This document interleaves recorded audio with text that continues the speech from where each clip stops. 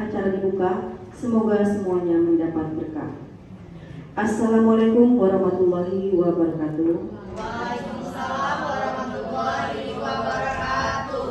Bersama di sini dalam kegiatan pengimbasan pemahaman dan pengalaman budaya positif. Baik Bapak Ibu sekalian. Bismillahirrahmanirrahim. Assalamualaikum warahmatullahi wabarakatuh. Alhamdulillah rabbil alamin wa bihi nasta'inu ala umuri dunya waddin wa alihi wa sahbihi rasulillah ajmain. Bapak dan Ibu wali kelas yang saya hormati, kegiatan hari ini adalah pengimbasan nilai-nilai budaya positif yang dilakukan oleh CGP Angkatan 9. Jadi nilai budaya positif itu nanti memang harus terimbas, harus ada jejaknya. Jadi tidak dalam kepala kita masing-masing, tapi betul-betul terimplementasi dengan baik. Nah, nanti mungkin CGP akan memberikan sedikit pengimbasan kepada kita semua, Bapak dan Ibu wali kelas. Kalau saya tidak salah, nanti kita akan membuat kesepakatan kelas ya. Barangkali itu saja. Selamat kepada kita semua untuk mengikuti kegiatan pengimbasan modul budaya positif ini. Terima kasih. Assalamualaikum warahmatullahi wabarakatuh. Bapak Ibu wali kelas 10. Jadi di sini bersama kami Ibu Tuti dan Ibu Aulia, kami akan melakukan pengimbasan tentang budaya positif ya. Budaya positif di sekolah yaitu nilai-nilai dan kebiasaan-kebiasaan di sekolah yang berpihak pada peserta didik agar mereka dapat berkembang menjadi pribadi yang kritis, hormat dan bertanggung jawab. Perilaku manusia, keyakinan keras, 5 kebutuhan dasar manusia, 5 posisi kontrol dan segitiga restitusi. Nah, apa makna disiplin? Jadi kata disiplin sering dikaitkan dengan tata tertib, begitu ya Pak Anto ya. Disiplin sering dikaitkan dengan tata tertib. Anak-anak yang disiplin adalah anak-anak yang melaksanakan tata tertib, teratur dan kepatuhan pada peraturan. Kata pendidikan itu, tujuan pendidikan nasional kita adalah mewujudkan peserta didik yang memiliki karakter profil pelajar Pancasila. Motivasi perilaku manusia. Jadi motivasi perilaku manusia itu ada motivasi eksternal dan internal. Kalau eksternal itu adalah yang datang dari luar. Kemudian motivasi internal, motivasi yang tumbuh dari dalam dirinya, yaitu untuk menjadi orang yang mereka inginkan dan menghargai diri sendiri dengan nilai-nilai yang mereka percayai. Jadi sekarang hukuman versus konsekuensi. Hukuman bersifat tidak terencana atau tiba-tiba. Kemudian konsekuensi. Disiplin dalam bentuk konsekuensi. Konsekuensi sudah terencana dan sudah disepakati. Misalnya keyakinan kelas. Inilah sasarannya. Mengapa keyakinan kelas? Mengapa bukan peraturan kelas? Nah, saya ingin bertanya di sini, apakah ada cara lain untuk pembuatan keyakinan kelas? Nah, mungkin itu pertanyaan saya. Terima kasih. Sebenarnya penyusunan keyakinan kelas itu fleksibel ya, bisa pakai apa saja gitu kan. Tergantung kita maunya sama siswa bagaimana. Karena kita face to face berjumpa dengan cara yang unik aja daripada pakai kertas polos, biasanya kita pakai sticky note warna-warni. Jadi mereka antusias nih bikin. Tapi cara lainnya dengan cara teknologi mungkin bisa menggunakan Padlet. Padlet itu kita kliknya di Google Padlet, nanti kita diarahkan bagaimana cara membukanya. Seperti mengungkapkan curhatan, tapi nanti kita tinggal simpulkan mau pakai kalimat yang keyakinannya seperti apa. Nah, bisa Ibu dipahami? Bisa dipahami. Apa perbedaan antara keyakinan dan peraturan secara singkatnya, Bu? Peraturan itu dia keputusannya itu sepihak. Jadi yang bikin ini, yang kena hukuman siapa, mereka nggak tahu apa hukumannya gitu. Kalau keyakinan lebih ke kesepakatan. Kalau misalnya dilanggar bagaimana gitu. Jadi mereka sama-sama sepakat untuk membuatnya. Terus lagi kalau peraturan itu dia menggunakan kata-kata yang memerintah dan kadang negatif. Misalnya jangan buang sampah, itu kan kalimat perintah dan negatif karena ada kata jangan. Sedangkan keyakinan itu dia menggunakan kalimat-kalimat yang positif. Itu aja sebetulnya. Ini saya akan menjelaskan tentang 3 hal. Yang pertama 5 kebutuhan dasar, yang kedua 5 posisi kontrol guru, dan yang ketiga tentang segitiga restitusi. Sebelumnya kita ice breaking dulu. Bapak Ibu mungkin bisa berdiri. 1, 2, 3. Tertawa buka mulut 3 kali. Hahaha. Tertawa buka mulut 2 kali. Hahaha. Tertawa buka mulut 1 kali. Tertawa buka mulut tanpa suara. Ayo dengan suara jadi dengar. 8. Oke, tepuk tangan buat Bapak Ibu semua. Nah, kali ini saya akan menyampaikan mengenai 5 kebutuhan dasar manusia. Nah, jadi ketika kita membuat keyakinan kelas, kita kan harus mengenali dulu nih anak siswa kita di kelas itu yang sebanyak 32 sampai 36 siswa. Itu bagaimana kondisi kebutuhan dasarnya. Kebutuhan dasar yang pertama yaitu kebutuhan bertahan hidup. Ini mencakup fisiologis yaitu kesehatan, rumah, dan makan. Lalu biologis dan psikologis. Jadi kalau Bapak Ibu kesehatannya sehat, rumah ada, makanan ada, berarti kebutuhan dasarnya sudah terpenuhi. Ini bisa kita dapatkan dengan sering berolahraga untuk mendapatkan kesehatan ya, lalu mencukupi dengan makan dan tidur juga memberikan perlindungan seperti rumah. Lanjut yang kedua yaitu kasih sayang dan rasa diterima. Nah ini meliputi rasa ingin dihargai. Jadi setiap manusia pastinya pengen dihargai, pengen dinilai, pengen dikasihi. Ini bisa kita dapatkan melalui koneksi sosial, pertemanan, melalui dengan ketulusan dan keakraban. Jadi sisa anak kita di rumah mungkin yang suka rewel, nangis, mungkin itu dia sedang kebutuhan dasarnya akan rasa cinta dan sayang itu kurang terpenuhi, makanya dia rewel. Gitu ya Pak Anto ya. Lanjut yang ketiga yaitu kekuasaan, pengakuan atas kemampuan. Nah ini merupakan kekuatan dalam mencapai sesuatu, terampil berprestasi, diakui, kompeten, dan ingin didengar. Jadi ini seperti rasa bahwa kita ingin dinilai lebih oleh orang-orang. Lanjut kebebasan. Kebebasan di sini mandiri, memiliki pilihan, mampu mengendalikan arahnya sendiri. Kebebasan memilih dan membuat pilihan. Ternyata kebutuhan akan kebebasan ini juga penting untuk manusia karena kita ingin memilih. Kita kan tidak mungkin selalu ditunjuk ya kamu harus A dan B, kamu harus A dan B. Pasti kita punya keinginan untuk melakukan pilihan sendiri. Dan kebutuhan dasar yang terakhir yaitu kesenangan. Mencari kesenangan, bergembira, bermain, tertawa, bersenang-senang, dan bergurau. Ini adalah kebutuhan dasar juga. Jadi kita makhluk hidup ini perlu bahagia, yaitu kesenangan. Tentang Ibu Siska, mungkin Bapak Ibu bisa mendengarkan dan menyimak kira-kira setelah ini nanti bagaimana kebutuhan apa yang harus dipenuhi oleh si anak yang akan dihadapi oleh Ibu Siska. Ibu Siska adalah wali kelas 11 MPLB 2 sedang bingung menghadapi ulah salah satu murid di kelasnya bernama Doni. Beberapa anak di kelas 11 MPLB 2 telah datang padanya dan mengeluhkan Doni yang sering kali meminta bekal makan siang mereka dengan paksa. Jika Anda menghadapi situasi seperti Ibu Siska, apa yang akan Anda lakukan? Menurut Anda kira-kira apa alasan Doni melakukan hal itu? Dia bilang begini, karena ia lapar dan orang tuanya tidak membawakannya bekal makan siang. Maka kebutuhan dasar yang sedang berusaha dipenuhi oleh Doni apa? Kira-kira Bapak Ibu? Apa?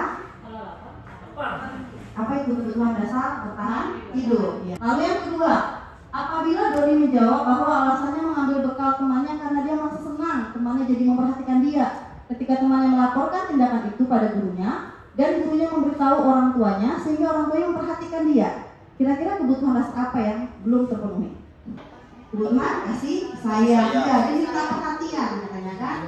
Lalu yang berikutnya, apabila jawaban Doni dia merasa hebat karena temannya jadi takut dengan dia dan menuruti keinginannya, maka sebetulnya Doni sedang berusaha memenuhi kebutuhan dasar akan kekuasaan. Jadi jawaban Doni dalam kasus di atas bahwa dia merasa bosan dengan bekal makanan yang dibawa ibunya dari rumah karena ibunya selalu membawa bekal yang sama. Karena itu dia ingin mencoba makanan teman-temannya yang beraneka ragam.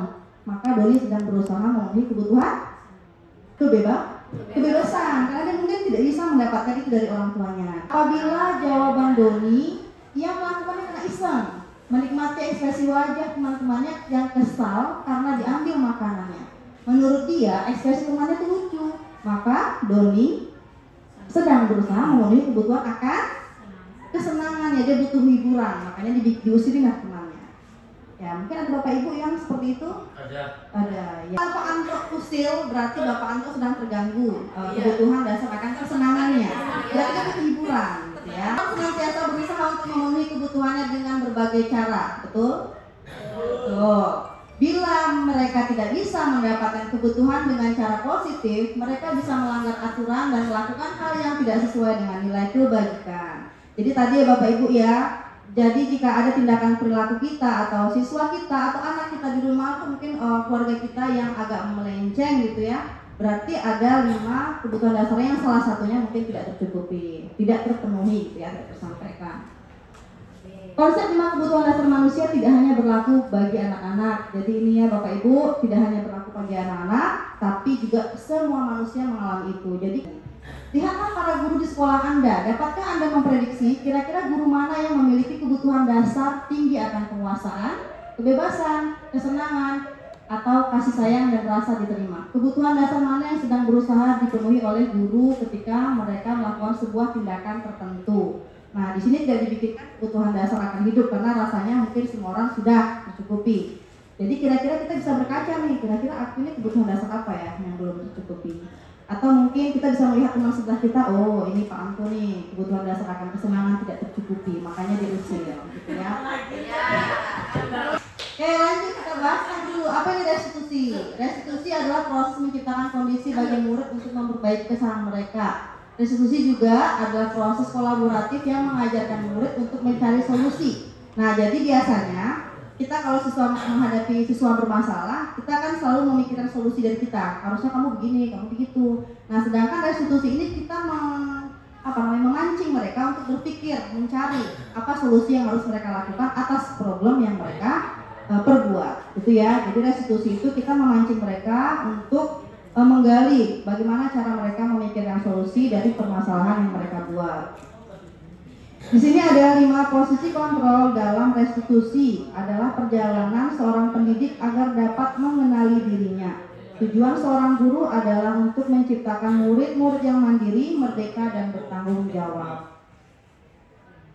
Ini adalah Diane Gosen. Diane Gosen dalam bukunya Restitution Restructuring School Discipline mengemukakan bahwa guru, kita sebagai guru, perlu meninjau kembali penerapan disiplin di ruang-ruang kelas mereka selama ini. Apakah telah efektif, apakah berpusat memerdekakan dan memandirikan murid, bagaimana dan mengapa. Jadi di sini kita diminta untuk berkaca pada diri kita selama ini ketika kita menghadapi siswa dalam masalah.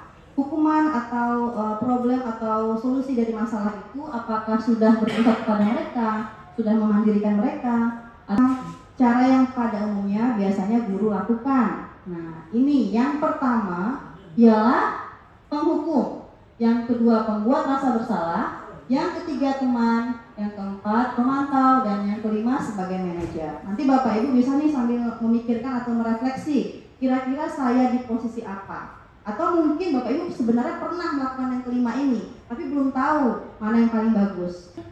Kasusnya ialah ada beberapa anak yang bermain HP saat belajar dan melihat kelima posisi kontrol dalam menghadapi masalah tersebut. Ini saya bikin simulasi sendiri.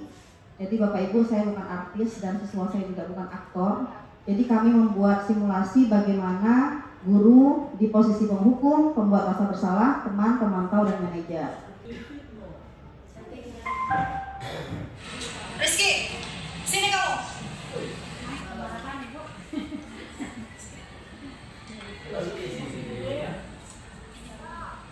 Kamu main HP? Tidak, Ben. Kamu pikir kan tidak tahu? Dari tadi Ibu menjelaskan, kamu itu kerjanya lihat ke bawah, nunduk. Kamu nggak memperhatikan. Kamu main HP kan? Tadi saya... Dah, nggak usah dijawab. Kamu itu banyak aja alasannya. Ini bukan yang pertama ya, kamu main HP. Ini sebagai penghukum, di mana di sini guru berbicara dengan nada tinggi, menghardik, menunjuk-nunjuk, menyindir. Hukuman dapat berupa fisik maupun psikis. Tadi kira-kira yang saya berikan hukuman berupa psikis juga, fisik juga ya.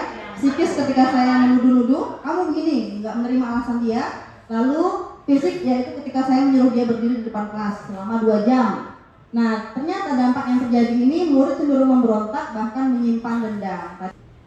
Selanjutnya yang kedua, pembuat rasa bersalah. Kita saksikan videonya. Yuda, kamu main HP nak? Sini kamu ke depan. Maaf Mem. Ya ampun nak, kamu kenapa sih main HP di kelas? Kan kamu jadinya nggak fokus belajar. Maaf Mem. Kamu gak kasihan ya lihat Mem. Dari tadi lo Mem menjelaskan tuh teman-teman kamu semua memperhatikan, tapi kamu aja yang nggak memperhatikan. Tolonglah nak perhatikan belajar. Ini adalah posisi sebagai pembuat rasa bersalah. Bapak Ibu bisa mengambil kesimpulan dari mana kata-kata rasa bersalahnya itu? Ya, gurunya minta tolong-tolonglah, janganlah berisik, tolonglah. Nah, seperti itu. Jadi dia merasa siswa ini akan merasa dirinya betul-betul bersalah lah, pokoknya kesalahannya fatal gitu ya. Jadi di posisi ini biasanya guru berbicara dengan nada tenang, cenderung lembut, namun kata-kata yang diutarakan membuat muridnya menjadi orang yang gagal, memandang buruk dirinya sendiri dan merasa tidak berharga dan tidak sanggup membahagiakan orang lain. Berikutnya yaitu posisi teman. Nah, mungkin ini paling sering kita jumpai ya, kita berlaku sebagai teman kepada siswa kita.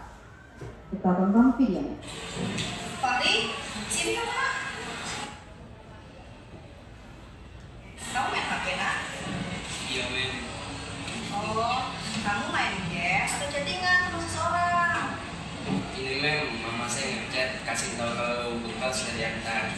Oh, memangnya kamu nggak tahu kalau kalian diantar siang ini? Tahu sih Mem, tadi kami sekalian main game Mem sebentar Mem. Fahri, main HP kan bisa nanti setelah. Di posisi ini, guru berbicara dengan nada suara ramah, akrab, cenderung bersenda gurau untuk menjaga suasana tetap santai. Murid akan merasa senang, aman, dan akrab dengan guru. Identitas yang tercipta sukses berhasil, namun masih dorongan eksternal.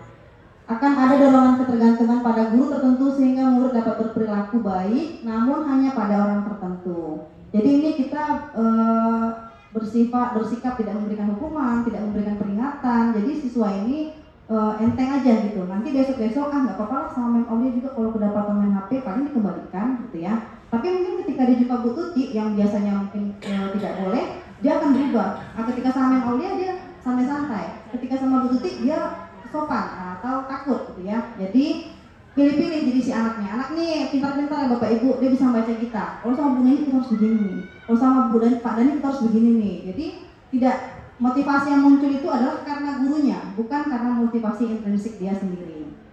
Berikutnya yaitu posisi pemantau.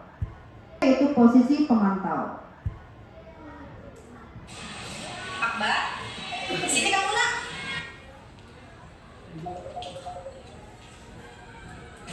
Kamu tahu apa keyakinan kelas kita tentang penggunaan HP? Tahu Mem, boleh menggunakan satu benda. Oh, terus tadi apa yang kamu lakukan di kursi kamu? Saya bermain HP tadi Mem, padahal tidak itu bukan HP. Bagus, berarti kamu sudah tahu nih. Terus apa konsekuensinya atas pelanggaran ini? Posisi pemantau ini guru biasanya bicara dengan nada datar, tidak emosional, tidak bersenda gurau, tidak juga menggunakan suara tinggi dan cenderung formal. Mengandalkan data, guru mengarahkan murid berdasarkan peraturan dan konsekuensi. Jadi, kalau berdasarkan video tadi, mereka sudah sepakat nih, kalau kamu main HP, kamu akan dihukum dengan tidak beristirahat dan mengerjakan tugas tambahan. Dan terakhir itu posisi manajer. Zahir, sini nak. Iya Mem. Kamu tahu kenapa main paling ke depan? Iya Mem, maaf Mem, tadi saya bermain HP Mem. Iya, benar. Tadi memang main HP di situ. Apa yang terjadi sehingga kamu buka HP? Tadi saya WA Mem, mau tahu kalau bekal sudah diantar. Oh, gitu. Apa ada rasa lain? Dan tadi saya berbagi sesuatu Mem, sampai saya ngantuk. Oke, ini adalah posisi terakhir sebagai manajer, lebih panjang ya. Nah, lebih panjang karena kita diminta untuk memancing siswa untuk mencari solusi sendiri. Dia yang ngasih tahu masalah di apa, dia yang memikirkan solusinya bagaimana, dan dia yang berusaha mencari perbaikannya seperti apa. Jadi di sini guru berbicara dengan suara netral, tidak emosional, tidak terlalu ramah dan tidak bernada tinggi. Tercipta identitas positif dan berhasil. Guru mengajukan pertanyaan-pertanyaan bermakna agar membuka pikiran murid. Guru membimbing murid untuk memecahkan masalahnya secara mandiri. Jadi nampak ya Bapak Ibu perbedaan antara 5 posisi tadi, di mana posisi manajer ini memang kita memerlukan pertanyaan yang banyak kepada siswa, kita memerlukan banyak waktu. Tetapi dari situlah kita berusaha untuk menumbuhkan rasa tanggung jawab dan mandiri dia. Nah, manajer ini adalah yang paling disarankan untuk membimbing murid memiliki sikap disiplin positif, yaitu murid yang mandiri, bertanggung jawab dalam memecahkan masalah. Tujuannya ialah murid dapat berefleksi atas tindakannya dan guru dapat memberikan pertanyaan-pertanyaan bermakna sehingga membuat murid belajar dari kesalahannya dan mencari solusi dalam penyelesaiannya.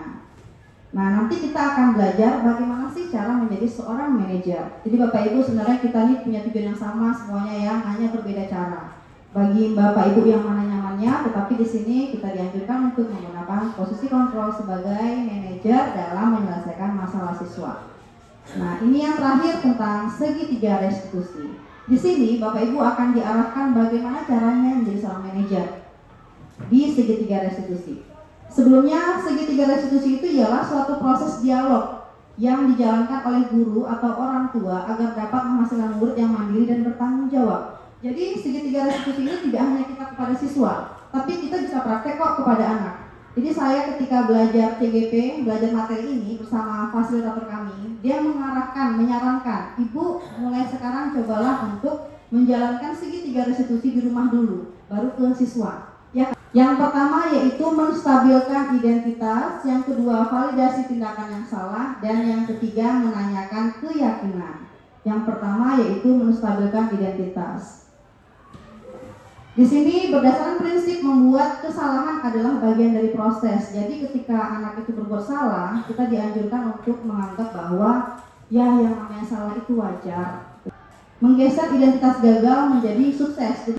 Lanjut, kedua yaitu validasi tindakan yang salah. Di sini berdasarkan prinsip setiap perilaku memiliki alasan tersendiri untuk memenuhi kebutuhan mereka. Jadi di sini guru akan bergeser dari pemikiran stimulus respon menjadi proaktif. Jadi di sini kita merespon setiap jawaban siswa dan memberikan pertanyaan-pertanyaan yang bermakna. Lanjut yang ketiga, mengenali dan mengakui kebutuhan murid akan memperbaiki hubungan dengan murid. Selanjutnya, menanyakan keyakinan. Nah, ini yang terakhir, murid akan diberikan pertanyaan-pertanyaan bermakna untuk memunculkan motivasi secara intrinsik, mampu mengaitkan keyakinan dengan tindakan yang salah. Jadi setelah kita melakukan menstabilkan identitas, kita tanya, ya itu wajar ngantuk itu. Kalau kita begadang pasti kita ngantuk, kan juga begitu, gitu kan. Lalu terus kita balikkan, kira-kira kita tanya sama dia, kira-kira solusinya bagaimana? Oh iya kalau gitu saya besok malam gak usah bergadang lah Mem. Udah mikirkan dia, poin 1 yaitu gak usah bergadang. Lalu berikutnya apa? Berikutnya kalau besok saya janji nggak main HP lagi lah, kalau nggak ngantuk saya kan nggak perlu hiburan apapun, dia bisa konsen belajarnya. Jadi dia sendiri memikirkan solusi dari tindakan yang akan ia selesaikan atau diperbaiki. Contohnya kasus nih ya, saya kasih satu kasus. Di sini pada hari Rabu Fahri datang ke sekolah seperti biasa dan berbaris di lapangan bersama siswa-siswi lainnya. Tetapi dari kejauhan saya melihat Fahri dengan baju yang berbeda dengan teman-teman di jurusannya, di mana hari itu seluruh siswa mengenakan baju jurusannya masing-masing. Setelah seluruh siswa dipersilakan masuk ke kelasnya, saya pun memanggil Fahri dan mengajaknya berbicara di ruang majelis guru. Nah, jadi nanti Bapak Ibu berusaha nih cari nih mana sih menstabilkan identitas, mana validasi tindakan yang salah, mana menumbuhkan keyakinan. Assalamualaikum Fahri, good morning. Waalaikumsalam, good morning Mem. Fahri tahu tidak kenapa Mem ajak ke sini? Lalu dia menjawab, tidak Mem, ada apa ya Mem? Fahri tahu kan hari apa dan menggunakan seragam apa? Iya Mem, hari ini menggunakan baju jurusan, tapi saya tidak. Iya, kenapa Fahri? Pasti Fahri punya alasan di balik itu. Nah, kita berusaha menumbuhkan identitas dia nih. Ini kan dia sedang menyebutkan kesalahan dia tidak menggunakan pakaian. Iya Mem, sebenarnya saya lupa kalau hari ini adalah hari Rabu. Oh begitu, tidak apa-apa Fahri, lupa itu manusiawi. Kita menumbuhkan, menstabilkan identitas dulu. Biasa itu lupa, gitu ya. Mem juga ada kalanya terlupa. Lalu apakah yang kamu lakukan ini sesuai dengan keyakinan sekolah kita? Tidak Mem, saya telah melanggar keyakinan disiplin dalam berpakaian. Jadi keyakinan yang dilanggar dia adalah disiplin tentang berpakaian. Harusnya saya mempersiapkan seragam saya malam hari dan meletakkannya di tempat yang mudah saya lihat agar tidak salah dalam menggunakan seragam. Bagus, berarti kamu udah tahu nih tindakan ke depannya. Jadi untuk saat ini bagaimana Fahri? Jadi dia mikirin solusinya nih. Dia mikirin solusi dia sendiri. Saya mau izin ke guru piket untuk pulang ke rumah dan mengganti seragam saya nih. Rumah saya hanya 2 menit dari sekolah. Bagus Fahri, kamu sudah menemukan solusi atas permasalahan ini. Silakan minta izin ke guru piket dan hati-hati pulang kembali ke sekolah. Semoga tidak terulang kembali ya Fahri. Baik Mem, mohon maaf Mem, yang terima kasih sudah mengingatkan saya. Kira-kira percakapan ini gimana terdengarnya? Terdengarnya adem ya? Siswanya pun merasa saya harus melakukan sebuah tindakan nih biar saya tidak maksudnya ada solusi dari yang dia lakukan. Jadi kayak tadi pagi saya masuk di jurusan pemasaran. Itu ada satu anak perempuan, karena dia baru sekali memang betul tidak pernah namanya ada di absen, saya maafkan. Nah, tapi kita lihat minggu depan apakah dia mengulang gitu. Nah, tapi memang banyak kejadian mengulang Bu, anak-anak itu karena dia alasan lupa itu alasannya.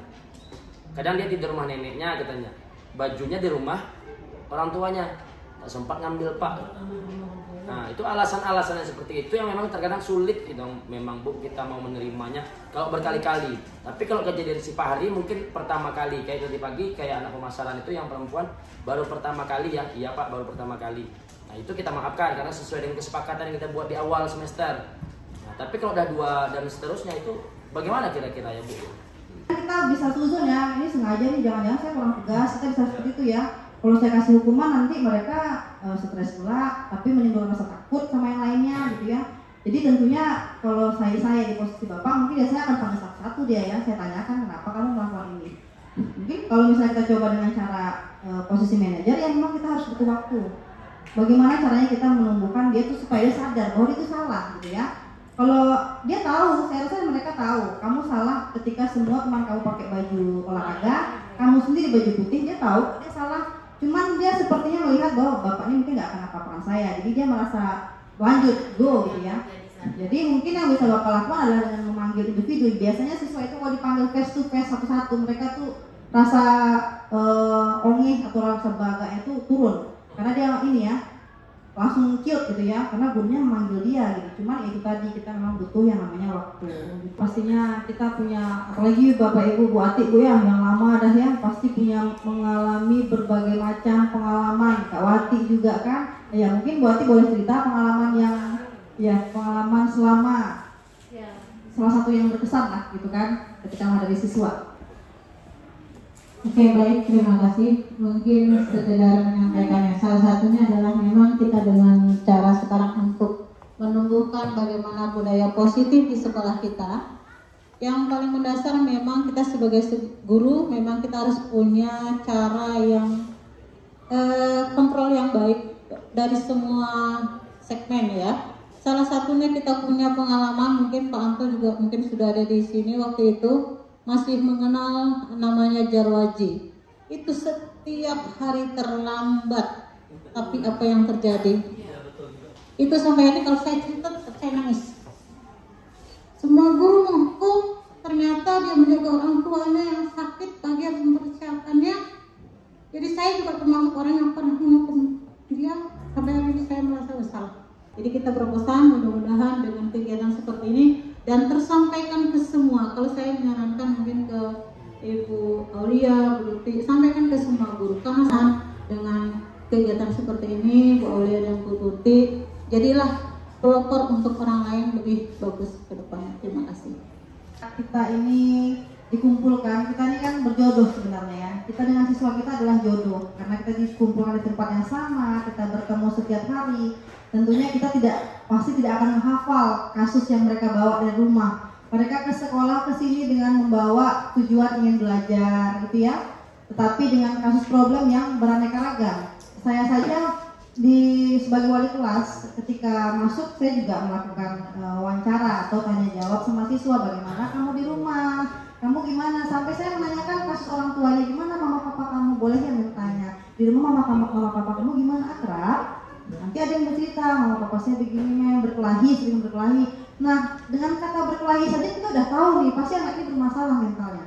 paling sering saya jumpai itu siswa yang di sini memang siswa yang paling banyak itu adalah bermasalah dengan keluarganya.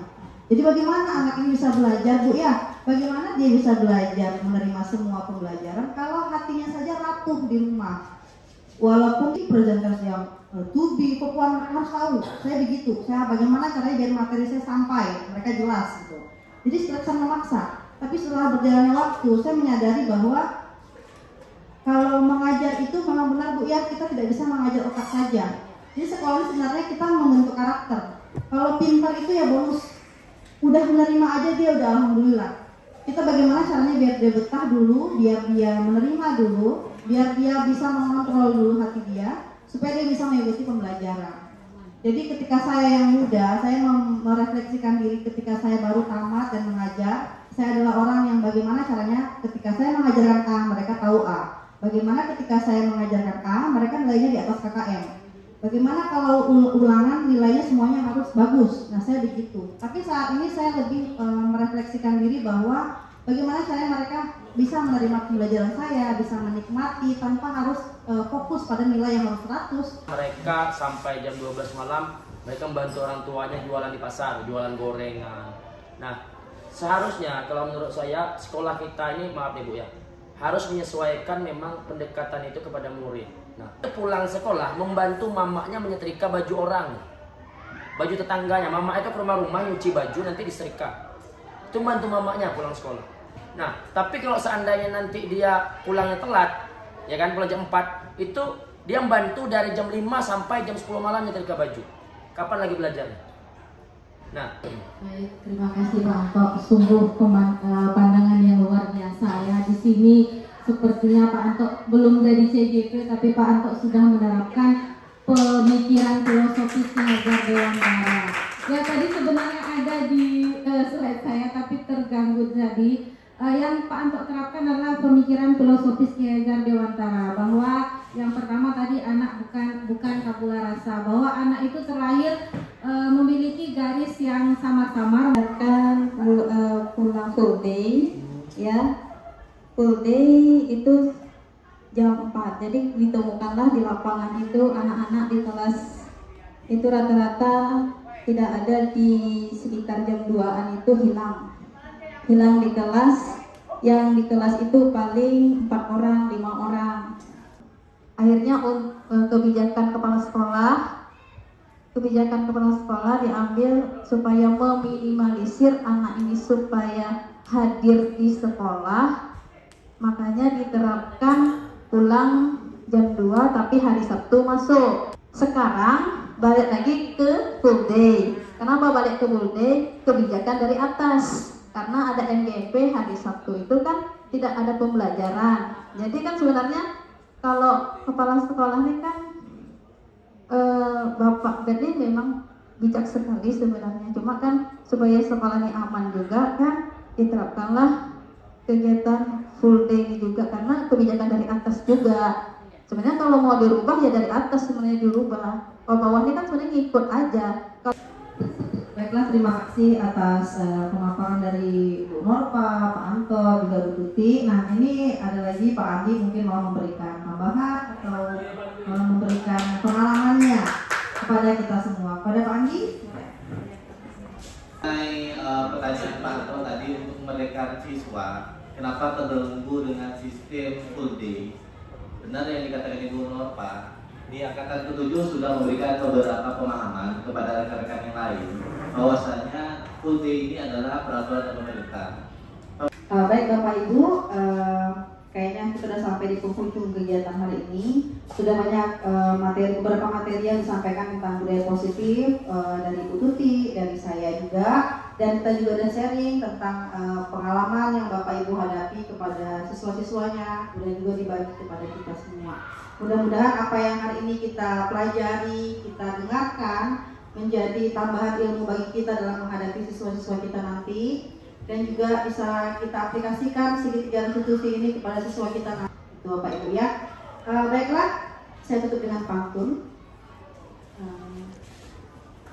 Anak pintar dan pemberani minum air di gelas bersih. Saya tutup kegiatan hari ini. Salam hangat dan terima kasih. Demikian kegiatan kita hari ini. Wabillahi taufiq wal hidayah. Wassalamualaikum warahmatullahi wabarakatuh.